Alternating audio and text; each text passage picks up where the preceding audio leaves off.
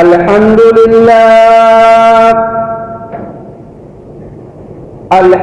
لله نحمده ونستعينه ونستغفره ونؤمن به ونتوكل عليه ونعوذ بالله من شرور أنفسنا ومن سيئات أعمالنا من يهده الله فلا مضل له ومن يضلل فلا هادي له ونشهد أن لا إله إلا الله وحده لا شريك له ونشهد أن سيدنا ومولانا محمدا عبده ورسوله أما بعد فأعوذ بالله من الشيطان الرجيم بسم الله الرحمن الرحيم قل هو الله أحد الله الصمد لم يلد ولم يولد ولم يكن له كفوا أحد وقال في موضع آخر إن الله وملائكته يصلون على النبي يا أيها الذين آمنوا صلوا عليه وسلموا تسليما صدق الله العظيم وصدق رسوله النبي الكريم ونحن على ذلك لمن الشاهدين والشاكرين والحمد لله رب العالمين. ایک مرتبہ درود پڑھیں. اللهم صل على سيدنا ومولانا محمد عبدك ورسولك وصل على المؤمنين والمؤمنات والمسلمين والمسلمات.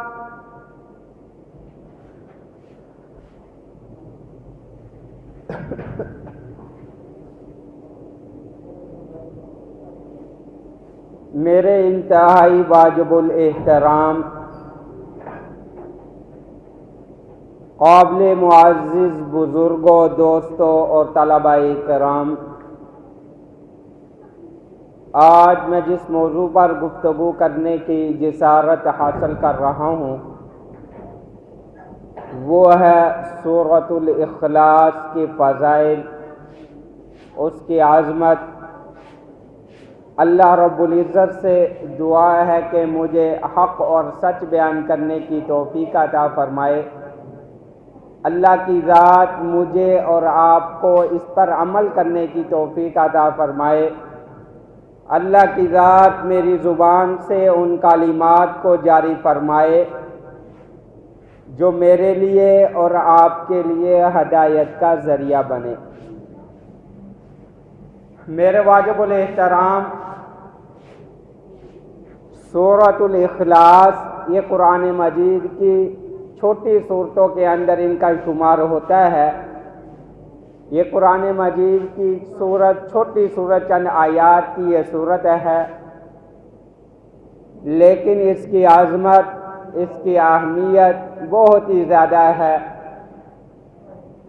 اور یہ صورت ایسی صورت ہے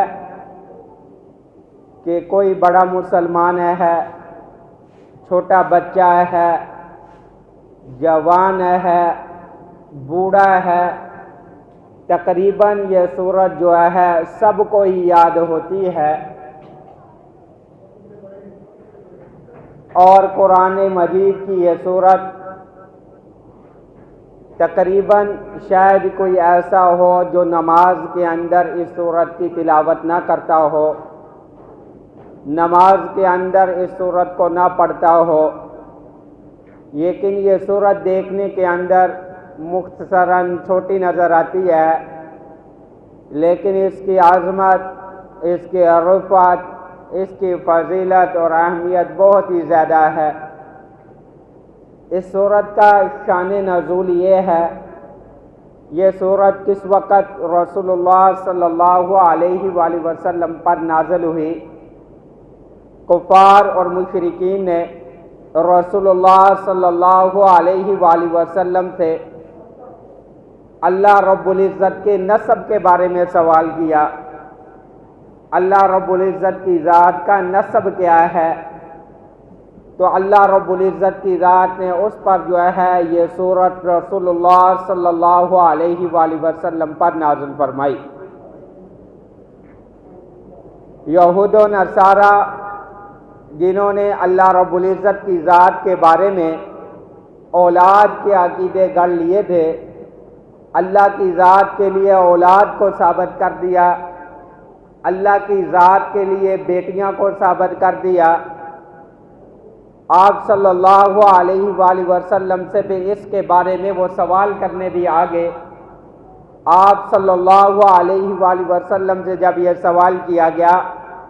اللہ رب العزت کی ذات نے اس کے اندر اس کے بارے میں بتلا دیا، قل هو اللہ احد، کہہ دو اللہ ایک ہے، اللہ کی ذات بے نیاز ہے، اللہ الصمد، اللہ بے نیاز ہے، لم یلد ولم یولد، نہ اس نے کسی کو جنا نہ وہ ذات کسی سے جنی گئی، ولم یکن لہ کفوا احد، وہ ذات اکیلی ہے، وحدہ لا شریک لہ ہے، اس کے برابر کوئی بھی نہیں، وہ اکیلی ذات ہے۔ اس کے اندر اللہ رب العزت کی ذات نے نصارہ کے اس عقیدے کی بھی تردید کر دی جنہوں نے اللہ رب العزت کی ذات کے لیے حضرت عیسیٰ علیہ السلام کو عیسیٰ ابن اللہ رب العزت کا بیٹا کہا۔ اللہ رب العزت کی ذات نے سورت کے اندر ان کی بھی تردید کر دی۔ ام اتخذ اللہ من دون اللہ آلیہ، ان لوگوں کی بھی تردید ہوگی جنہوں نے کہا کہ 360 بت ہے، اللہ کے علاوہ اور بھی خدا ہے۔ اللہ کی ذات نے فرمایا قل هو اللہ احد، اللہ کی ذات اکیلی ہے، لم یلد ولم یولد ولم یکن لہ کفوا احد، اللہ کی ذات اکیلی ہے، اس کا کوئی بھی ہمسر نہیں، وہ ذات عبادت کے لائق ہے، وہ ذات اکیلی ہے۔ جنہوں نے کہا کہ اللہ کی ذات کے لیے بیٹیاں، ان کی بھی تردید، اللہ کی ذات کے لیے کوئی بھی اولاد نہیں، نہ بیٹیاں ہیں نہ ان کے لیے بیٹے ہیں نہ بیوی ہے، اللہ کی ذات جو ہے اکیلی ہے، وحدہ لا شریک لہ ہے۔ اس صورت کے اندر اللہ رب العزت کی ذات نے توحید کو بیان کیا، اپنا حسب و نسب اپنے بارے میں اللہ رب العزت کی ذات نے بتلایا کہ اللہ کی ذات ان سب چیزوں سے پاک ہے جن کو تم اللہ رب العزت کی ذات کے ساتھ شریک ٹھہراتے ہو۔ تم سارے کے سارے محتاج ہے، اللہ کی ذات کسی چیز کی بھی محتاج نہیں۔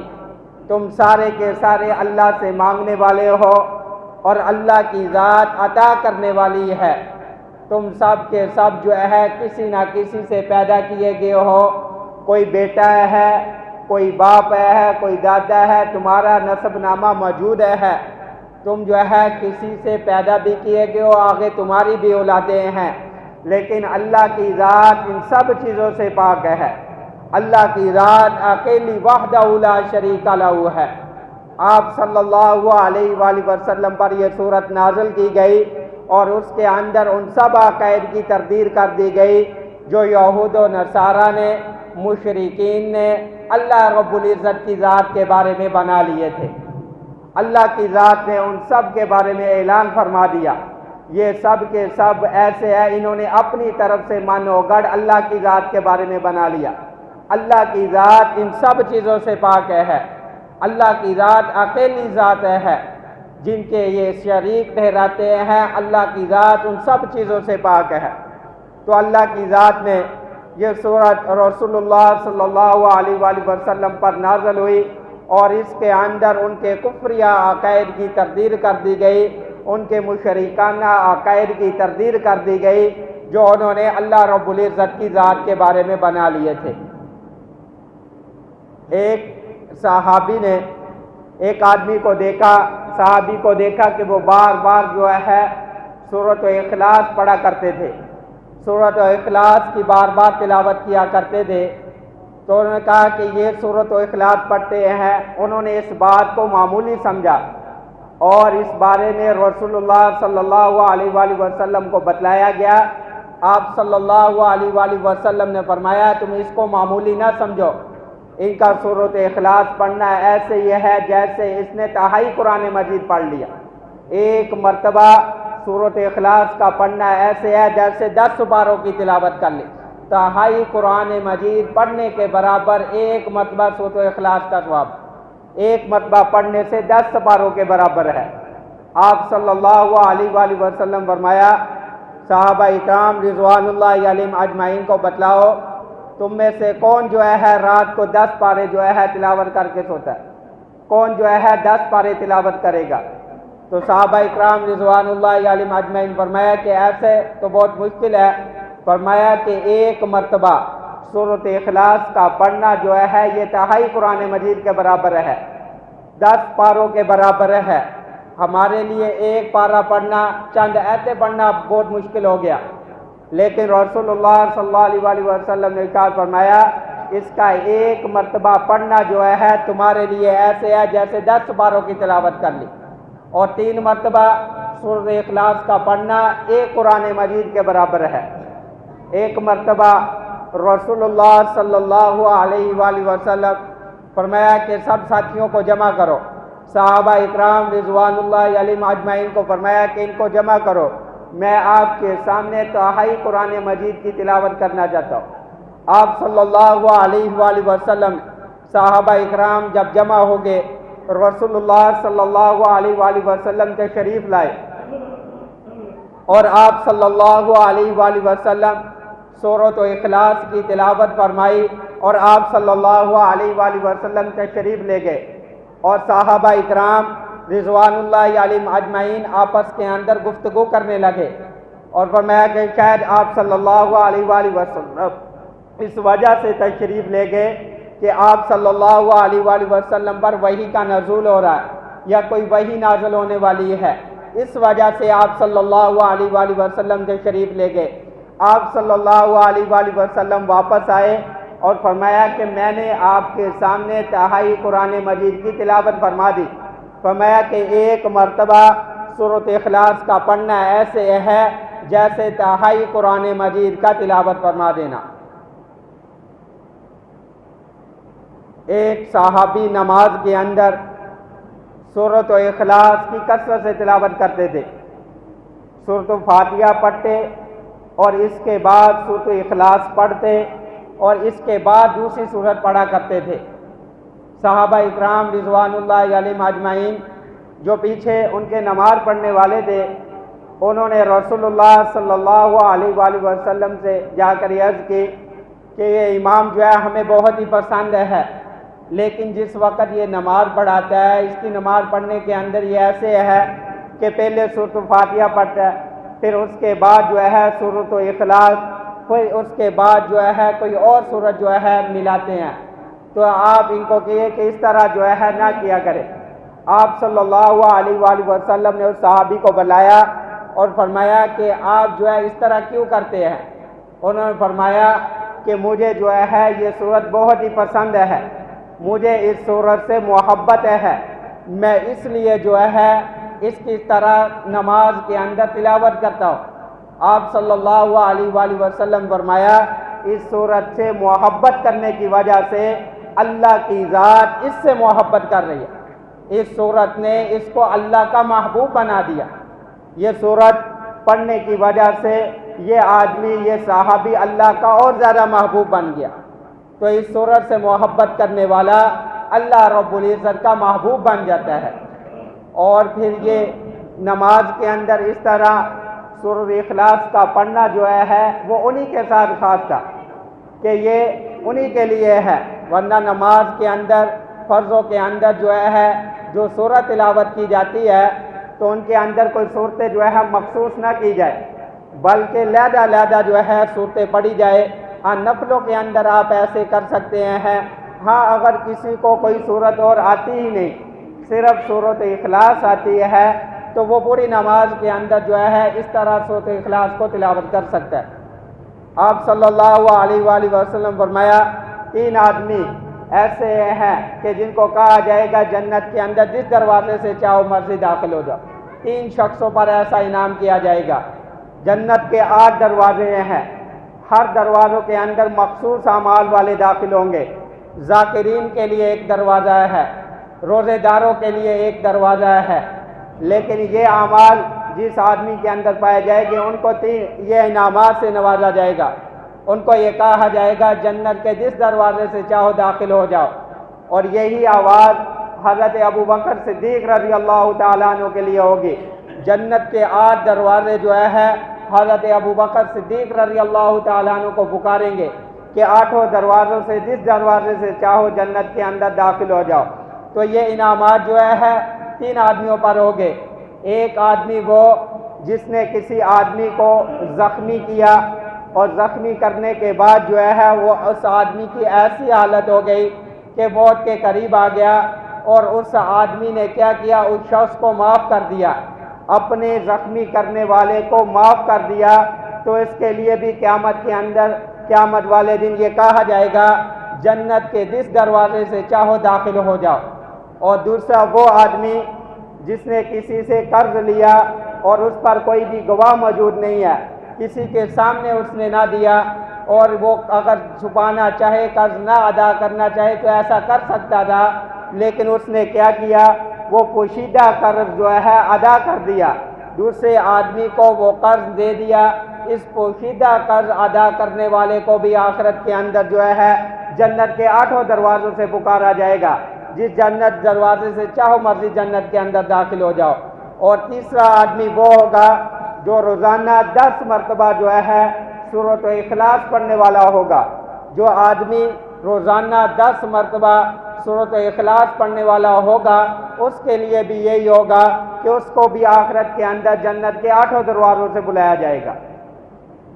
حضرت ابوبکر صدیق رضی اللہ تعالیٰ عنہ نے آپ صلی اللہ علیہ وآلہ وسلم فرمایا کہ اگر وہ یہ تینوں اعمال نہ کر سکے، صرف یہی ایک ہی اعمال کر سکے کہ سورۃ اخلاص کو پڑھے، فرمایا کہ ہاں اس کے لیے بھی یہی انعام ہوگا، اور اس کو جنت کے 8 دروازوں سے پکارا جائے گا۔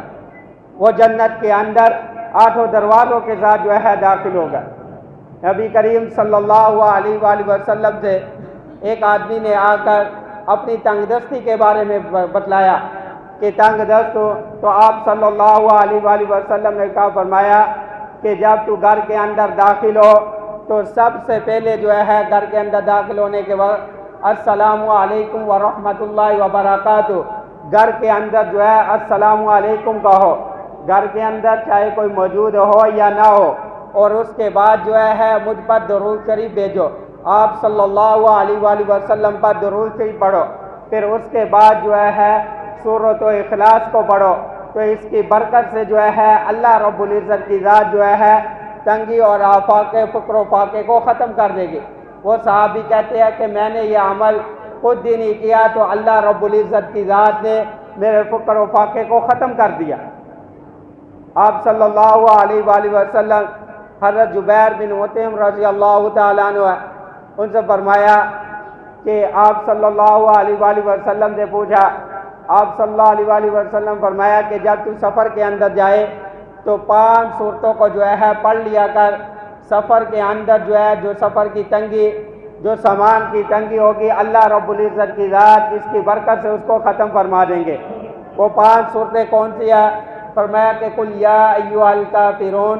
اور سورۃ النصر، اور سورۃ الاخلاص، اور قل اعوذ برب الفلق، اور قل اعوذ برب الناس۔ ان کے شروع کے اندر بسم اللہ کے ساتھ ان صورتوں کو پڑھو، اور آخر کے اندر بسم اللہ الرحمن الرحیم کو پڑھو۔ 5 صورتیں 6 مرتبہ بسم اللہ الرحمن الرحیم کے ساتھ پڑھو،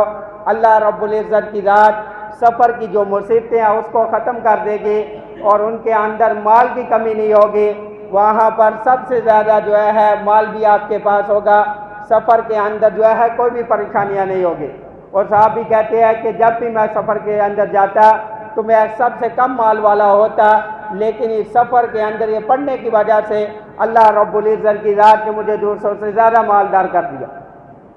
تو یہ سورۃ الاخلاص چھوٹی صورت ہے، لیکن اس کی عظمت اور فضیلت بہت ہی زیادہ ہے۔ 3 مرتبہ پڑھنے سے 3 مرتبہ جو اس سورت کو پڑھتا ہے ایک قرآن مجید کا ثواب اللہ رب العزت کی ذات عطا فرماتے ہیں۔ حضرت عمر فاروق رضی اللہ تعالیٰ عنہ فرماتے ہیں کہ آپ صلی اللہ علیہ وآلہ وسلم فرمایا کہ جو آدمی 10 مرتبہ سورۃ اخلاص پڑھے گا اس کے لیے جنت کے اندر ایک محل بنایا جائے گا۔ فرمایا کہ جو 20 مرتبہ پڑھے گا اس کے لیے 2 محل ہوں گے، جو 30 مرتبہ پڑھے گا اس کے لیے 3 محل ہوں گے۔ تو حضرت عمر فاروق رضی اللہ تعالیٰ نے فرمایا کہ ہم جتنی مرتبہ پڑھتے جائیں گے ہمارے لیے اتنے ہی محل بنتے جائیں گے۔ تو آپ صلی اللہ علیہ وآلہ وسلم فرمایا کہ آپ پڑھتے پڑھتے محل بناتے بناتے تھک جاؤ گے، لیکن وہ ذات عطا کرنے والی ہے، وہ دیتے دیتے تھکنے والی ذات نہیں۔ عطاء غیر مجذوذ، وہ ذات ایسی ہے اس کی عطائیں غیر محدود ہے۔ تم پڑھتے پڑھتے اور جنت کے اندر محل بناتے تو تھک جاؤ گے، لیکن وہ ذات جو ہے دیتے دیتے تھکنے والی ذات نہیں ہے،